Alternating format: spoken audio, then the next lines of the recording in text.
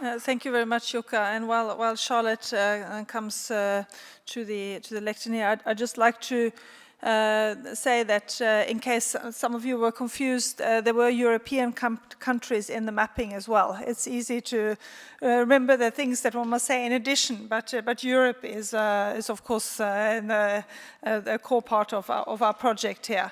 And we are very happy that we've managed these three cross-jurisdictional chapters where Andrew Johnston, for those of you who weren't here yesterday, presented the one on core company law, on the purpose of the company and directors' duties. And then we had the groups yesterday, and now Charlotte's and Jukka's chapter analyzing mapping papers on accounting and reporting. So that's really great.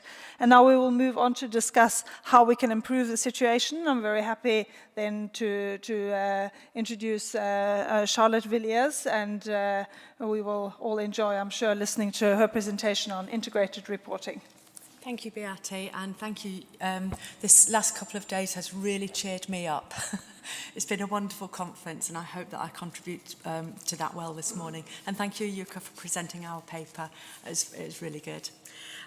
One of the things that Jukka and I discovered when we were going through all the various mapping papers, the thing that kind of stood out to us most was perhaps the integrated reporting that was pioneered by the South Africans. And it's that I would like to talk about this morning, because that really stood out as the most promising way forward. Having looked into it a little bit further, though, I would like to present a few warnings about it. So that's I see as my role this morning. Just to start off, there's a group in the UK called Tomorrow's Company, and they like to think of themselves as reasonably forward-thinking and progressive.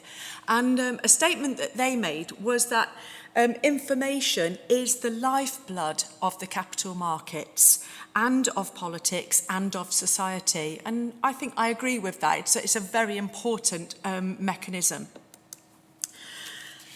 Problem is that we've been stuck for a rather long time with the sort of traditional approach to reporting, and it is highly problematic. And the problems that I've listed here are well recognised and widely recognised. We've seen a huge precedence in financial performance reporting, and that definitely was confirmed by our cross-jurisdictional investigation. But the problem is that much of the traditional approach to reporting bases itself on backward-looking reports that are complex, they can't always be trusted, and they tend to be written with a compliance mindset. They usually have rather limited use for improving social responsibility, let alone sustainable corporate behaviour. And I think a particular problem is that where companies do engage in non-financial reporting, until now that has often been done separately. And by separating the non-financial issues from the financial performance aspects, that has been seen as a way of separating issues that really should be interrelated. And I guess one problem is that it marginalises that non-financial reporting.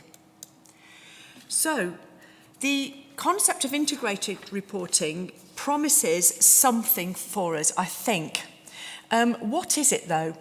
Well, Mervyn King said that it's the sort of reporting that talks about governance, strategy and sustainability, and recognising that all of those three strands are actually inseparable. And an integrated report is a holistic and integrated representation of the company's performance in terms of both its finance and its sustainability. It uses a process that results in communication by an organisation, most visibly a periodic integrated report about value creation over time. And it's a concise communication, and I think the word communication is important here, about how an organisation's strategy, governance, performance and prospects in the context of its external environment lead to the creation of value over short, medium and long-term time periods. And it's a report covering different aspects of firm performance, including and beyond the financial aspects, showing how these different aspects interact. The International Integrated Reporting Council has suggested that there are 6 capitals, and these are kind of issues that we would need to find in an integrated report. So obviously the financial, but also manufactured goods, human capital, intellectual capital, natural capital and social capital. They are all recognised as relevant and that should be found in an integrated report. And the key purpose of such reporting is that it should enable users to ascertain material, financial and ESG issues and to understand how the sustainability issues have been built into the long-term strategic planning of the company. Those users should then be able to make an informed assessment of the sustainability of the company's business. And the second and very important purpose is that integrated reporting should result in more integrated thinking by the organisation itself, so that it then embraces more sustainable behaviours and practices over time. So it's about changing behaviour. It's that internalising.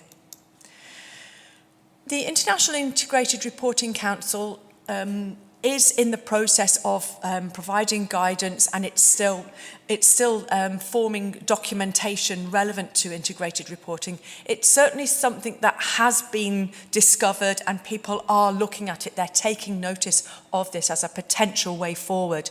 And so this reporting council suggests that it should provide a strategic focus. There should be connectivity of information. Any such report should be future-oriented.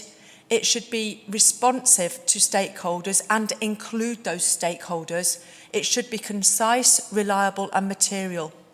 And the key elements include an organisational overview and the business model, operating context with risks and opportunities, strategic objectives and how the company plans to achieve those objectives, governance and remuneration, performance, future outlook, and that it would be a principles-based guidance rather than things that are very prescriptive, because flexibility is required.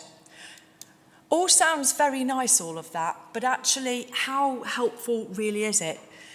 I think that there are a number of limitations with what we're finding so far, and it's that I would like to warn us about today.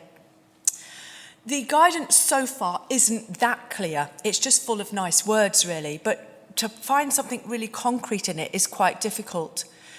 So far, the guidance doesn't give great clarity about the contents of the report or the data quality.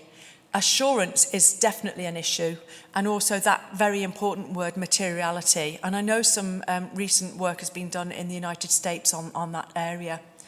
There are risks of marketing and capture, as we've seen with the CSR reports, and I think that there's a danger then of empty rhetoric. Because of the flexibility approach, that may lead to a limited level of comparability of the reports, and it also potentially gives greater managerial discretion, which, while that can be a good thing, it can also be problematic because it's difficult to challenge. And priority is still given to financial investors in the guidance that we've seen so far. There's also a danger of capture by the accountants and auditors, who are very, very big in the debates at the moment on this area. And there's a danger overall of capture of stakeholders, kind of stakeholder management, rather than offering true stakeholder engagement. So how can we make it better? Well, first of all, we need a clearer definition and clearer guidance on things like materiality and the required contents. We also, I think, need to involve the stakeholders much more strongly than we are at the moment to identify what is material to them and to develop and evaluate strategies and management activities. We need also to recognise the importance of scientific experts, the role of NGOs and other stakeholders in civil society. I strongly would urge that if we go down this road of integrated reporting, that it gets formal backing by governments, stock exchanges, the EU and broader international organisations. We definitely need stronger assurance mechanisms, otherwise how credible will it be? Enforcement is an issue which we were talking about yesterday, and I think that's equally relevant in this particular context. There must be opportunities for challenge, not just for the shareholders, but for the stakeholders who will also be recipients of these reports. And I think accountants and auditors need to be strongly educated on the sustainability issues if they're meant to take a key role. So to conclude, I think that there is potential in integrated reporting, but we must make it clearer, and it must be introduced with supporting mechanisms. And I think mostly it requires honest self-reflection by companies that engage in it, and they must be willing to alter their behaviour if, when they look at their performance, they see that there are faults. Then they should be prepared to change and get rid of those faults. Ultimately, integrated reporting is not about business as usual, but its objective is changing business behaviour for the better. Thank you.